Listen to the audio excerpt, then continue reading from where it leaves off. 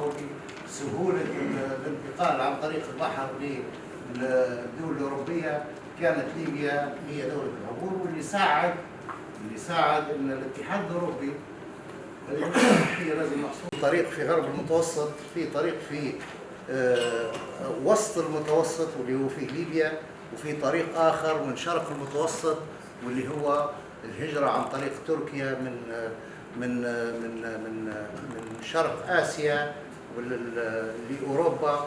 فالاتحاد الأوروبي دار اتفاقية مع دولة المغرب عن طريق اسبانيا، وتم دعمها وتجهيز بعض المجسات، وتم دعمها لوجستيا ودعمها بمعدات لمكافحة الهجرة، ونجحت في مكافحة الهجرة إلى حد ما. في طريق شرق المتوسط المسألة دي ما بتطلب عليهم. قلت لهم أنا حتى اللي عاصي وياكل في رمضان قدام ليبيا ما ياكلش في رمضان يتعشى. ليش؟ لأن المسألة الروح قوية عند الليبيين. أيضا مسألة وحدة ليبيا. انظروا أنا اشتغلت في مناطق ليبيا كلها، المغازي وتعجل. وحدة ليبيا هذه ما فيهاش يعني، هذه متفق عليها الليبيين كلهم، متفقين عليها. هذه مسألة نقدر نبحث عنها. لكن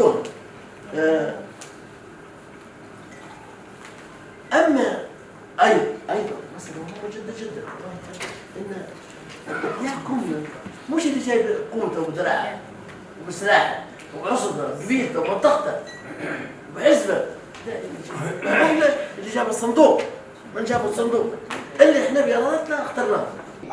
The truth is, today's seminar as an idea is a very wonderful idea, and honestly it is from the beginnings, and we ask Allah to help those who come after us so that they can continue this path.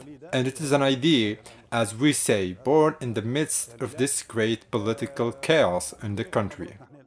Now, our view and what we might want to talk about in the next section is how to enter directly into the solution. Based on how we classify the current situation, we now have two sides that are weak and need strengthening. The first side is the one that negotiates with the United Nations, and this, honestly, is the headline. The second side is the ultimate goal of the United Nations, which is the popular base. So now, if we try to strengthen the first side, those who are negotiating, and then go to the popular base. Between the two, we see that we can't really say that we have or don't have the United Nations. We can't say we want them or we don't want them. The truth is that Libya is outside sovereignty in this matter. So instead of us sitting and talking about these things, which we really have no power over, we should focus on strengthening the side between those two. And this is what we now want to reach, that we recognize this great external power, but at the same time, we must recognize that we have internal power within ourselves, and this is what we want to bring out now. It is the internal strength that we want to use to strengthen the popular base, or the first base, the one that negotiates in the first stage, because in truth, the first point of contact for the United Nations in Libya are those initial negotiators, and those are the ones we are supposed to address today in the dialogue. رجال ونساء وغيرهم قالوا هذا سيتم إنقاذنا به، لكن العقلاء ليبيا قالوا هذا الآن وين ضاعت ليبيا. وكان يحكي لكم الدكتور عمر قال لكم ليبيا بتضيع. أنا كتبت كثير من الكلمات انتبهوا لأن بلدنا بتضيع، وجاب لكم مثال السعداوي اللي قال لكم إنه هو قال باهي خذها أنت يا سنوسي، الملك إدريس السنوسي، لكن المهم نحافظوا على ليبيا موحدة وحكومة موحدة واحنا أطماع. ولكن أنا بس بنجيكم للمبادرات الأمم المتحدة.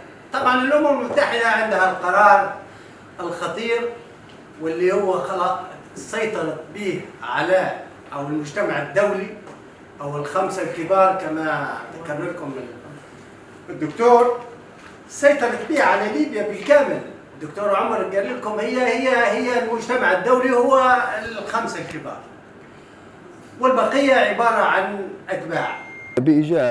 Regarding achievements, if we are to evaluate them honestly, there are no real achievements to speak of. Most outcomes have been failures, primarily due to the lack of alignment between the UN mission and the issue of Libyan sovereignty. Indeed, the presence of the UN mission in Libya is important, especially during this critical phase. It was established under Chapter 7 of the UN Charter, which allows the international community, through institutions like the UN Security Council, to support countries in crisis. Since 2012, Libya has seen 11 UN envoys over the course of 14 years, yet we have only had two main initiatives, the Skhirat Agreement and the Geneva Agreement. Unfortunately, both were imposed in a partial and incomplete way.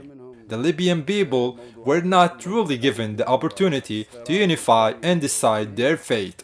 Instead, governments were formed, like the Government of National Unity and the Government of National Accord, without enabling Libyans to take ownership of their future. The UN mission's role should be supportive, not authoritative. Its real function is to observe and monitor, to support any positive developments and try to address negative ones. But when the mission begins to act as if it's running the country, it strays from its intended purpose. Today, it's clear the mission is in a difficult position. Continuing with the same approach and repeating the same experiments will only bring the same results. Transitional phases, interim governments, new political agreements, and recurring corruption committees, bribes, conferences in cities around the world, all with no real outcome for the Libyan people.